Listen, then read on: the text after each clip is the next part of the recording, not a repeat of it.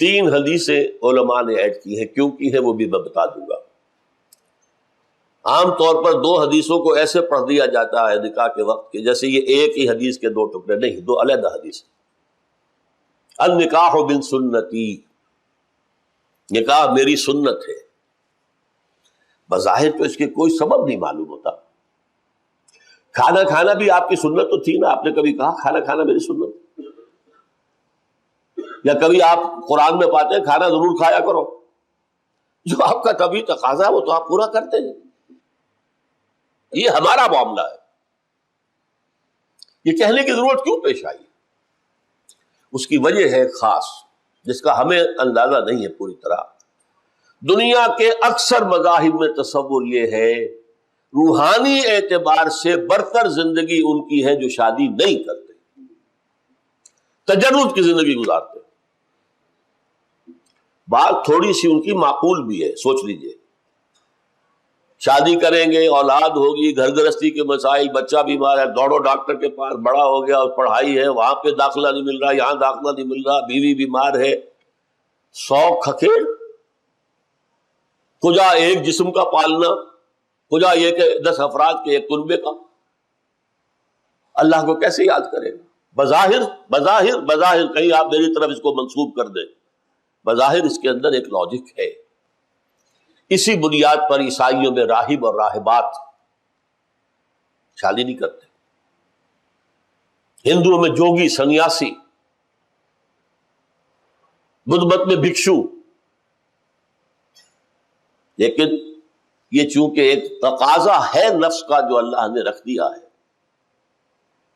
اور فطری تقاضے پر اگر کوئی غیر فطری قدغن لگائی جائے گی تو وہ کسی غلط راستے پر پڑ جائے گا۔ اب جو کچھ ہوتا رہا ہے عیسائیت کی تاریخ میں،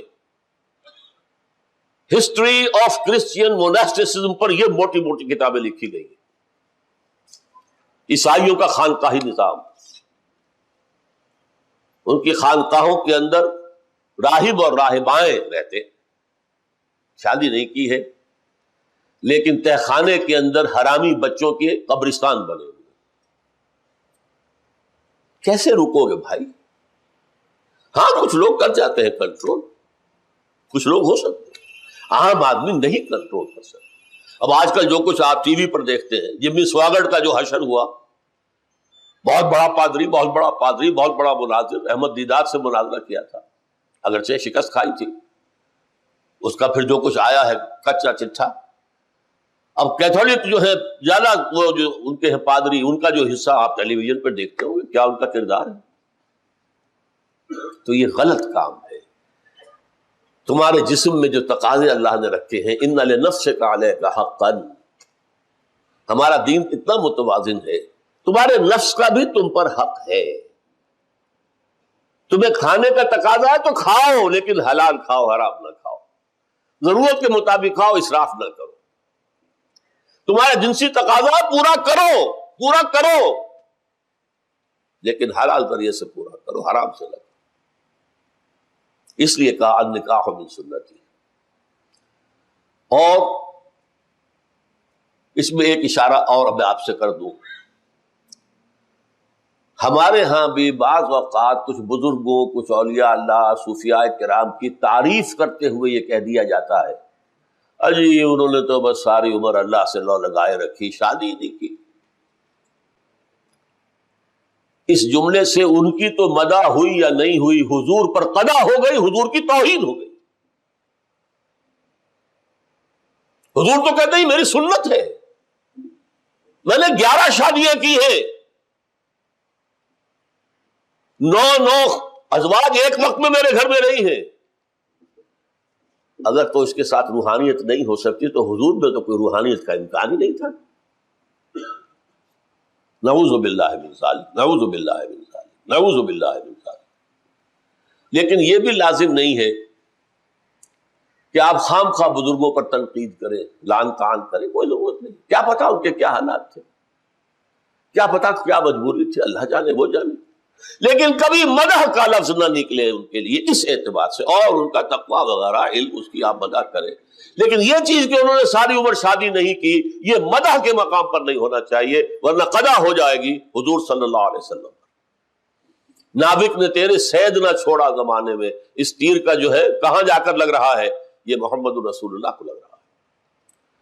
اور وہ جو میں نے آپ کو حدیث سنائی تھی ابھی، وَإِنَّ لِنَفْسِكَ عَلَيْكَ حَقًّا، یہ کس کے ضمن میں آئی تھی؟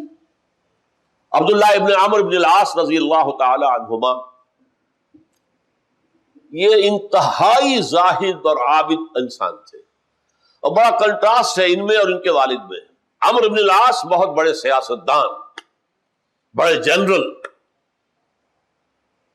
لیکن ان کے بیٹے عبداللہ اتنے متقی، اتنے زاہد، اتنے عابد، ساری رات کھڑے ہیں نوافل پڑھ رہے ہیں، اور ہر روز روزہ رکھا ہوا، نہ بیوی سے کوئی سروکار ہے، نہ آنے والوں سے کوئی سروکار ہے۔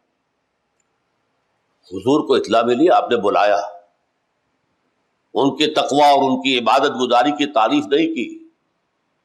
یا عبداللہ اولم اخبر انک تصوم الدہر وتقوم اللیل، اے عبداللہ مجھے کیا یہ خبر نہیں دی گئی؟ یعنی یہ جو میں سن رہا ہوں صحیح ہے یا غلط کہ تم ساری رات نماز پڑھتے ہو اور ہر روز روزہ رکھتے ہو؟ عرض کیا بلا یا رسول اللہ، ایسا تو ہے حضور۔ فرمایا لا تفعل، ہرگز ایسا مت کرو، ان لنفسک علیک حقا وان لزوجک علیک حقا وان لزوجک علیک حقا، تمہارے نفس کا بھی تم پر حق ہے، تمہاری بیوی کا تم پر حق ہے، تمہارے ملنے والے جو آنے والے ہیں ان کا بھی حق ہے۔ تو النکاح من سنتی، نمبر 2، من رغب عن سنتی فلیس منی۔ یہ کڑوی بات ہے، مقطع میں آپ پڑھی ہے، سخن دسترانہ بات، یہ بہت سو کو بہت بری لگے گی میری بات۔ خدا کے لیے اس یقین کے ساتھ میری بات سنیے کہ میں کسی کی دل آزاری کے لیے نہیں کہہ رہا ہوں، ایک دینی فریضہ سمجھ کر کہہ رہا ہوں۔ من رغب عن سنتی فلیس منی، جسے میری سنت پسند نہیں ہے، جو میری سنت سے اعراض کرتا ہے، اس کا مجھ سے کوئی تعلق نہیں۔ وہ لاکھ اپنی جگہ سمجھتا ہو کہ میں محمد کا امتی ہوں، میرا امتی نہیں ہے۔ ہو سکتا ہے ہم شفاعت کے امیدوار بن کر حضور کی طرف دیکھیں اور حضور فرمائے دفع ہو جاؤ، تمہارا مجھ سے کوئی تعلق نہیں، میری سنت۔ اب سنت کسے کہتے ہیں؟ حضور کا طرز عمل۔ سنتیں چھوٹی بھی ہیں، بڑی بھی ہیں۔ جیسے آپ اکنامکس میں اصطلاح استعمال کرتے ہیں میکرو اکنامکس، مائکرو اکنامکس، تو میکرو سننا، مائکرو سننا۔ مائکرو سننا کی مثال سب سے مائکرو، سب سے چھوٹی، مسجد میں داخل ہو تو دایاں آگے جائے، بایاں نہ جائے، باہر نکلے تو بایاں پہلے نکلے، دایاں نہ نکلے۔ کسی نے تو نکلنا ہے بھائی، لیکن احساس رہے کہ داخل ہوتے ہوئے دایاں آگے، نکلتے ہوئے بایاں آگے۔ بیت الخلاء میں جا رہے ہو تو بایاں آگے، دایاں بعد میں، نکل رہے ہو تو دایاں پہلے، بایاں بعد میں۔ سنت پر عمل ہو گیا، ثواب مل گیا۔ رات کو سونے لگے، قبلہ رخ ہو جاؤ، کروٹ لے لو قبلے کی طرف، اور اپنے گال کے ہاتھے اپنی داہنی ہتھیلی رکھ لو، اللہ مزید توفیق دے تو مسنون دعا بھی مانگ لو، سنت ہو گئی۔ اب میں مائکرو سنتوں کوئی تفصیل یہاں نہیں دے سکتا، لیکن ان چھوٹی سنتوں میں سب سے بڑی سنت، میکرو کا ذکر بھی بعد میں آئے گا، چھوٹی سنتوں میں سب سے بڑی سنت داڑھی ہے، جس کا رکھنا سنت مؤکدہ ہونے میں تو شک ہی نہیں ہے، بہت سے علماء کے نزدیک واجب ہے۔ اور یہ سنت وہ سنت ہے جس کے لیے حکم دیا حضور نے، ایف اللحا وقص الشوارب، داڑیاں بڑھاؤ اور مونچھیں کتراؤ۔ یہ صرف حضور کی سنت نہیں، تمام انبیاء اور رسول کی سنت، تمام اولیاء اللہ کی سنت۔ وہ 11ویں والے بھی اگر ہیں تو ان کی بھی سنت تھی، 11ویں دینے والوں وہ سنت والے تو نہیں ہوتے، وہ 11ویں دے رہے ہیں بس۔ اچھا، یہ سنت ایسی عجیب ہے کہ ہے تو ہر دم ہے اور نہیں ہے تو یکسر نہیں ہے۔ بعض سنتیں ایسی بھی ہوتی کبھی رہ گئی، فرض کیجئے ظہر کی پہلی 4 سنتیں رہ گئی اور آپ کو جلدی بھی ہے کسی کام میں، تو اگر رہ گئی کوئی بات نہیں ہے، سنت ہے، کبھی رہ جائے، اکثر آپ پڑھیں۔ یہ سنت ہے کہ ہے تو ہمہ وقت ہے اور ہے نہیں تو زیرو، آل اور نن لا کہلاتا ہے فزیولوجی میں، ہے تو پوری اور نہیں ہے تو کچھ بھی نہیں۔ یہ مسلمان کی پہچان ہے، مسنون سنت، مسنون داڑھی، دور سے آپ کو پتہ لگے گا یہ مسلمان آ رہا، ورنہ کیا پتا کوئی عیسائی ہے، کوئی بدھ مت کا آدمی ہے، کوئی ہندو ہے، کون ہے کیا پتا۔ یہ ہماری پہچان، من رغب عن سنتی فلیس منی۔ غور کر لیجئے، ہم نے کسی کی سنت کو چھوڑ کر کسی کی اختیار بھی تو کی ہے، حضور کی سنت چھوڑ کر کرزن کی سنت اختیار کی کہ نہیں؟ کسی نہ کسی کا تو راستہ آپ اپنائیں گے۔ داڑھی مڑانا کب سے شروع ہوا؟ جب کرزن صاحب تشریف لائے تھے انگریز کی پیروی میں،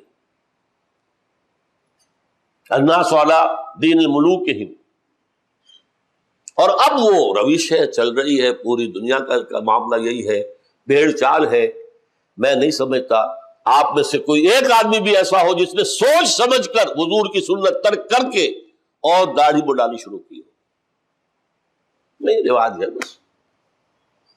لیکن اس پر بھی ہمارے علماء اب کچھ کہنے کی پوزیشن میں نہیں رہے۔ جمعہ کے خطبوں میں تو یہ باتیں آنی چاہیے، کیا کہیں؟ دیہات میں جاگیردار یا کوئی زمیندار سامنے بیٹھا ہوا داڑھی مڈائے ہوئے، کیا کہیں اس کے سامنے؟ شہروں میں بھی اکثر و بیشتر انتظامیہ کے افراد جو ہیں وہ داڑھی مڈے ہیں، کیا کہیں؟